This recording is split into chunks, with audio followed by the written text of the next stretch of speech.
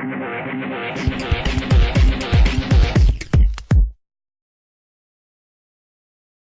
I'm Joe Weisenfelder with Cars.com, here with the 2009 Ford Flex. This is a large crossover with 3 rows of seats. I can think of about 10 other models that came out before this one. So why did they do it? How did they make it different? Well, for one thing, look at it. Now the front end kind of recalls Land Rover in its squaredness, but from the side, pretty much an overgrown Mini Cooper Clubman, complete with a white roof in this case. One of the more controversial aspects is the creases in the doors. I'm not sure how I feel about them myself, but if they weren't there, I think this might look like a big shipping container.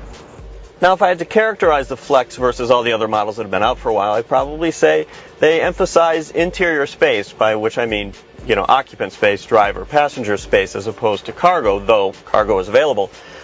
Very large, wide seats. Overall, I'm comfortable in this thing, but I do find that even with power adjustable pedals, which this SEL has as an option, when they're set where I want them and the seat is where I want it, the steering wheel is too far. There is no telescoping adjustment to the steering wheel here. I think that is a big problem in any 2009 model. The second row seats also well above average in terms of leg room and a little bit of headroom too. Adjustable backrest, all that comfort stuff. Now you can't slide the seat itself forward and backward, which is unfortunate. We kind of like that feature, but at least you've got a lot to start with. Now also, optional panoramic Vista roof is on this one. One big piece of glass on the roof, but you get 2 separate moonroof type skylights above. They don't open. And then there's another larger single one in the third row seat here. So the third row is reasonably roomy. It's not super roomy. My knees are kind of high because the floor is a little bit high. And the headroom is it's a little bit tight. But otherwise, it is definitely workable for adults for a short to medium length ride. Now there's actually a practical aspect to having this square back. The Mazda CX-9 is actually kind of swoopier. It's a little bit more angled here. As a result, even though there's more legroom in the Flex seats, you get about 3 cubic feet more cargo capacity back here because it's squared off. There's a pretty deep well down here, which is useful, and then of course all the seats flatten. One nice benefit here, the front passenger seat folds flat too.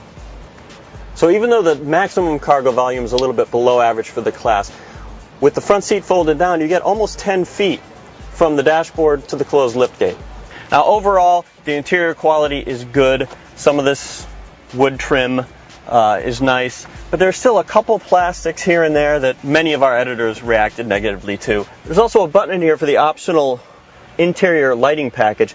You push this sequentially, it changes the color of the illumination in the cup holders and also in the footwells, which is really interesting when you consider that the display up here has blue letters in the middle and kind of like off green ones on the side, which you cannot change.